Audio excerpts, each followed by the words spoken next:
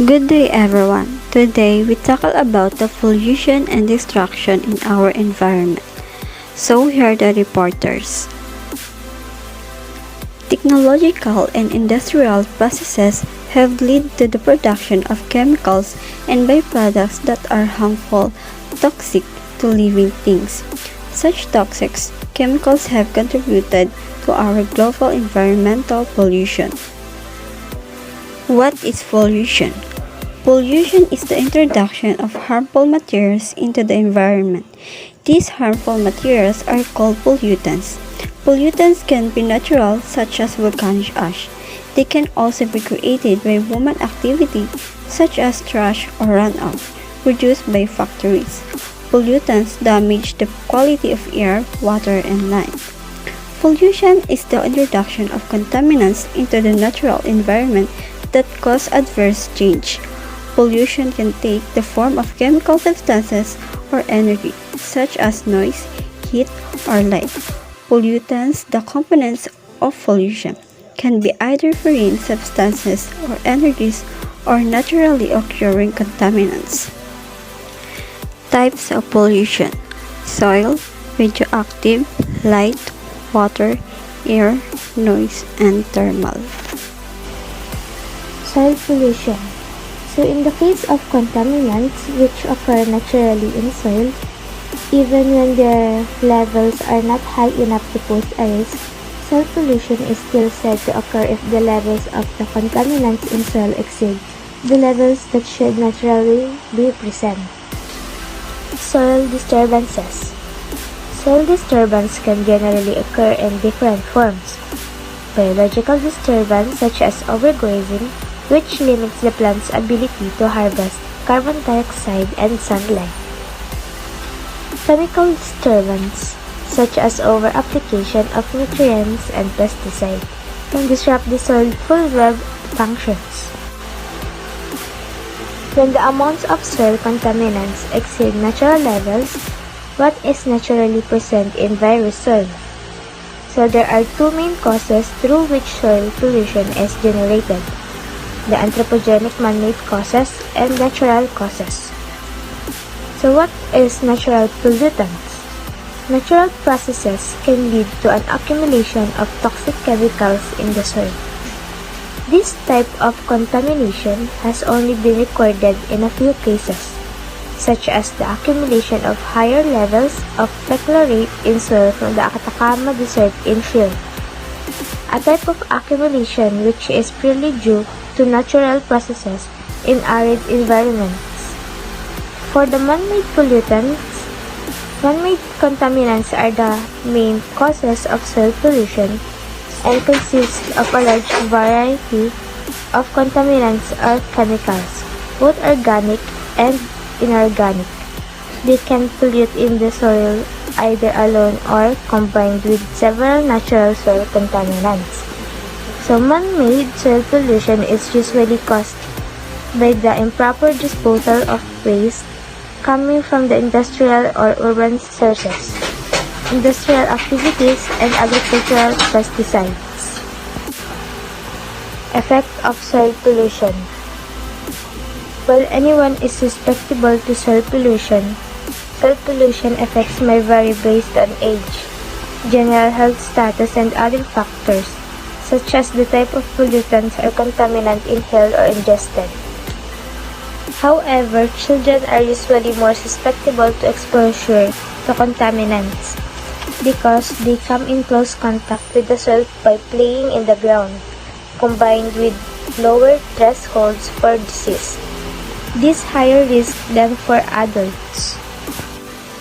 Effect on the environment. Soil pollution causes a chain reaction, and soil pollution is devastating to the environment and has consequences for all forms of life that encounter it. The unsustainable agricultural practices that reduce soil organic matter can facilitate the transfer of pollutants into the food chain. For example, polluted soil can release contaminants into the groundwater, which goes on to accumulate in plant tissue and is then passed to grazing animals, birds, and finally to the humans that eat the plants and animals. Effects of the economy. Soil pollution affects food security. By reducing crop yields and quality, safe, nutritious, and good quality food can only be produced if our soil are healthy. Without healthy soils, we won't be able to produce enough food to achieve. Effect on the industry. Soil pollution can be a result of poor agricultural practices. So this increases the risk of the pollutants being released into the environment.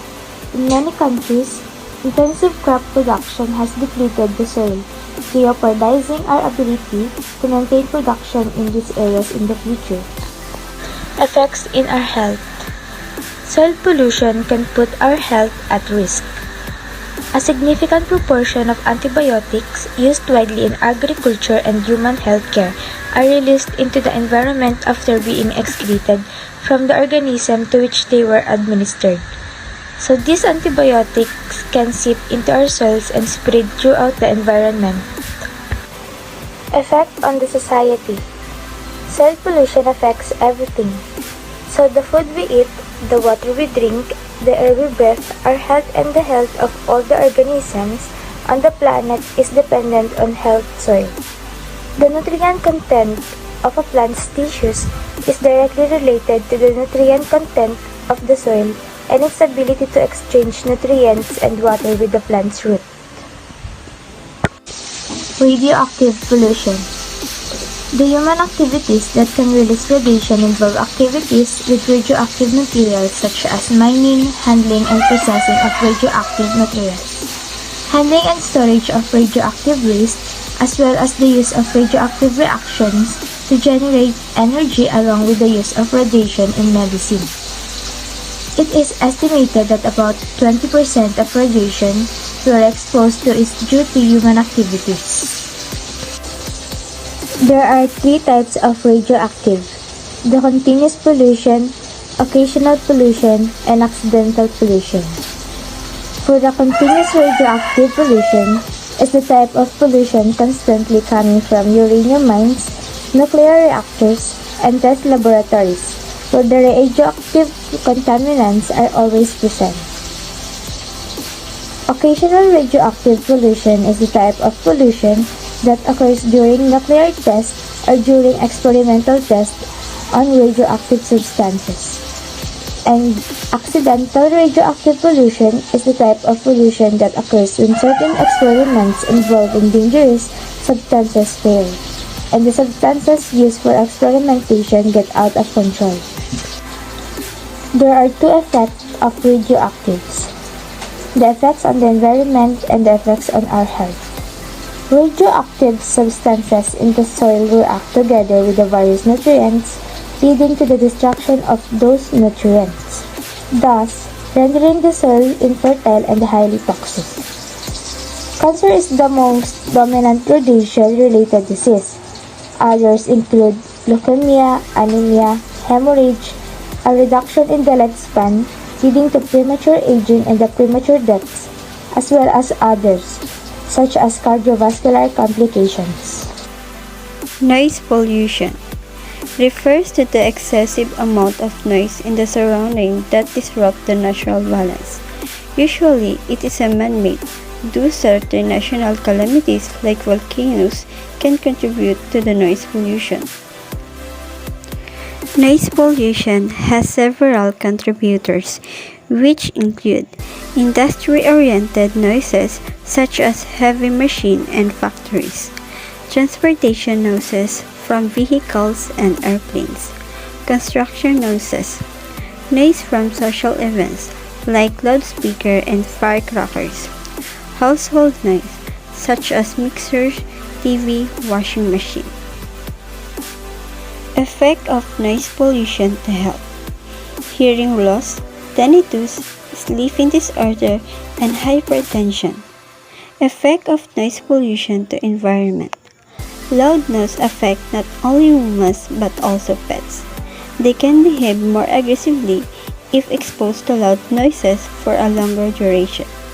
Interference or disturbance in conversation can result in misunderstanding. Experts say noise pollution can interfere with breathing cycles and and is even hastening the extinction of some species. Effect of noise pollution to economy. The economic repercussion of noise in terms of the devaluation of property prices, loss of attractiveness of certain sector, and loss of productivity due to the effects of noise on health. So this is a solution of intervention. Shut the door when using machine. We can shut the door after we turn on the dishwasher or washing machine for rooms where it is kept, or we can turn them on before leaving the house so that overlapping of exposure to loud noises can be reduced. Use earplugs. Use of earplugs or earmuffs can bring down loud noises to a manageable level. Earplugs are small inserts that fit into our ear canal. An earmuff fit over the entire outer ear to form an ear seal, keeping air safe from loud noises. Lower the volume. We can listen to songs, radios, TVs in lower volume when listening from headphones or speakers. Stay away from noisy area. Noise-producing industries, airports, and vehicles should be far from residential areas, as it is very dangerous for infants and senior citizens. Follow the limits of noise level. There should be control or noise level or silent zone near school, hospital. Place noise limits board near sensitive areas. Go green by planting trees. We can plant more trees as they are good noise absorbents. Create healthy noise to eliminate unwanted noise. If we can eliminate unwanted noise coming from outside, we can create healthier noise such as music, singing birds, or waterfalls in homes or offices. Light pollution is the presence of unwanted, inappropriate, or excessive artificial lighting. In a descriptive sense, light pollution refers to any poorly implemented lighting during the day or night and can be found as an issue throughout the levels of our societies. Possible causes: poor planning, irresponsible use, overpopulation, excessive use of light, smoke and clouds, light from cars and other motor vehicles, street lamps, light from houses and car lamps, nighttime and lighting. Effect of light pollution. Environment, society. Lighting affects the environment in a number of ways, including energy usage, the materials used to produce lighting products, and light impacts on the nighttime sky. Light shining into the sky causes light pollution. Economy, industry. Lighting that emits too much light or shine when and where it's not needed is wasteful. Wasting energy has harsh economic and environmental consequences. Installing quality outer lighting could cut energy use by 60 to 70%, save billions of dollars, and cut carbon emission. Health.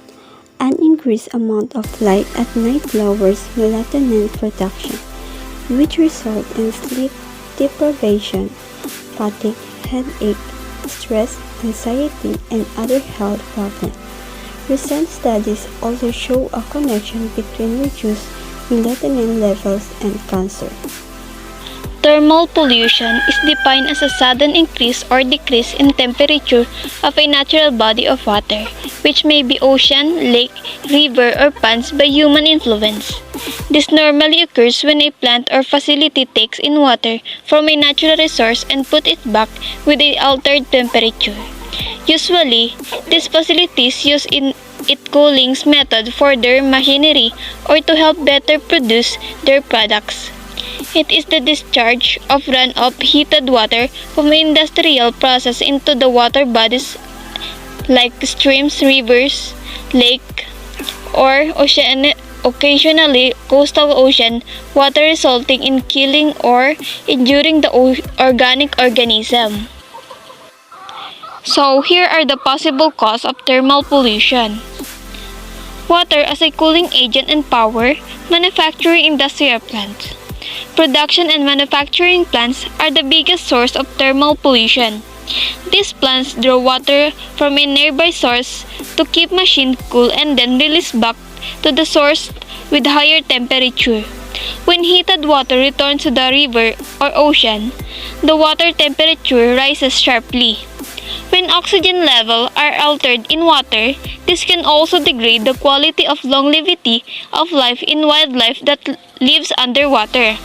This process can also wipe away streamside vegetation, which constantly depends on constant level of oxygen and temperature. By altering this natural environment, industries are essentially helping in decrease the quality of life for these marine-based life forms, which can ultimately destroy habitats if they are not controlled and careful about their practices. Soil erosion. Other major factors that cause thermal pollution. Consistent soil erosion causes water bodies to rise, making them more exposed to sunlight. The high temperature could prove fatal or aquatic blooms, as it may give rise to anaerobic condition. So, deforestation. Trees and plants prevent sunlight from falling directly on lakes, ponds, or rivers. When deforestation takes place, these water bodies are directly exposed to sunlight, thus absorbing more heat and rising in temperature. Deforestation is also main cause of the higher concentration of greenhouse gases, global warming in the atmosphere. So, runoff from paved surface. Urban runoff discharge to surface water. Paved surface like road and parking lots can make the water warmer. During the summer season, the pavement gets quite hot, which create warm runoffs that get into the sewer system and water bodies. Natural causes. Natural causes like volcanoes, geothermal events, and hot spring under ocean and seas can trigger warm lava to raise the temperature of water bodies. Lightning can also introduce a massive amount of heat into the ocean. This means that the overall temperature of water source will rise, having significant impact of the environment. Retention ponds. Retention ponds can be other source of thermal shocks because the water bodies that are relatively small and shallow can absorb quite a bit of heat energy from the sun. When that water is pumped directly into river, lake or bay, it is caused a significant temperature increase. It is similar to pouring a hot pitcher of water into bathtub full of water that causes the water to jump a few degrees Fahrenheit. Domestic sewage. Domestic sewage is often discharged into river, lakes, canal, or stream without threatening the waste. The temperature of municipal waste sewage is normally higher than receiving water. With the increase in temperature of increasing water, the dissolved oxygen or the DO decrease, the demand of oxygen increase, causing the anaerobic condition. Effect of thermal pollution. So, ano nga ba ang effect ng thermal pollution? So, when it comes to viewing the effect of thermal pollution, some may see it as a positive, while others may see it as a negative. Realistically, it is probably a mix of the two. While there are many negatives that impacts marine ecosystem, fundamental parts of human life would not occur if industries did not operate the way they do. Industries causing thermal pollution produce me good that we need. However, the effect of thermal pollution on ecosystem may be important. Here are some effects of thermal pollution. Decrease in dissolved oxygen or DO levels. Thermal pollution increase water temperature. Since warm water holds less oxygen than cold water, DO is decreased. As a result, suffocation can also for plants and animals. Warm water temperatures can also cause algae to flourish on the surface of the water. This can also decrease oxygen levels in water. Increase in toxins. Water that regurgitate back into water bodies from industrial sites often contains toxins. Toxin can impact local ecology and make them more prone to various diseases. Loss of biodiversity. A dent in biological activity in the water may cause significant loss of biodiversity. Changes in the environment may cause certain species of organisms to shift their base to some other place, while there could be a significant number of species that may shift in because of warmer water. Organisms that can adapt easily may have an advantage over the organisms that are not used to the warmer temperature. Ecological impact. A sudden thermal shock can result in mass killing of fish, insects, plants, or amphibians. Hotter water may prove favorable for some species, while it could be lethal for other species. A small water temperature increases the level of activity, while higher temperature decreases the level of activity. May aquatic species are sensitive to small temperature change such as degree Celsius that can cause significant change in organism metabolism and other adverse circular biology effects. Ecological impact. A small temperature change can affect some aquatic species. Thermal pollution causes mass killing of plants, insects, or amphibians. However, some species such as algae tend to benefit from the heat. Increased metabolic rate. Thermal pollution increases metabolic rate of organisms as increasing enzyme activity occurs that causes organisms to consume more food than what is normally required if their environment were not changed. Disrupt the stability of the food chain and alters the balance of species composition. The effect of thermal pollution to the environment. The effect of thermal pollution may start with decrease in dissolved oxygen that affects the aquatic life, but it's likely that the damage would not stop there. In addition to killing fish and other animals, thermal pollution can cause organisms to consume more food than they usually consume. As a result, the food chain may be disrupted. The food chain may also disrupt by species migrating to environments that can sustain their survival. Solution of thermal pollution is required for its detrimental effect of aquatic ecosystem in the future. A number of methods have been suggested and developed to convert the thermal influence from power plants into useful heat resources for maximizing the benefits. The solution of thermal discharge into water bodies are as follows.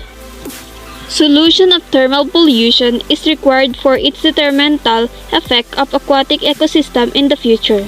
A number of methods have been suggested and developed to convert the thermal influence from power plants into useful heat resources for maximizing the benefits.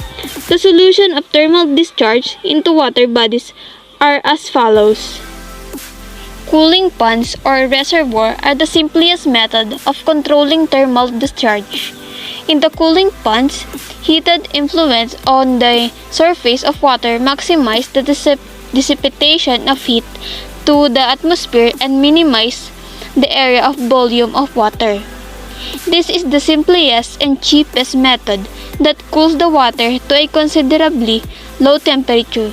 However, the method alone is less desirable as well as inefficient in terms of air-water contract. Cooling tower. After using from water source of cooling purposes, it is subsequently returned to the water body after passing through the consider, which is termed as the cooling process. Therefore, cooling towers are designed to control the temperature of water to make the cooling process more effective. Cooling towers are mainly used to dissipate the recovered waste heat to eliminate the problems of thermal pollution. Artificial lakes are man-made water bodies that offer a possible alternative. The heated effluent may be discharged into the lake at one end, and the water may be withdrawn from the other end of cooling purposes.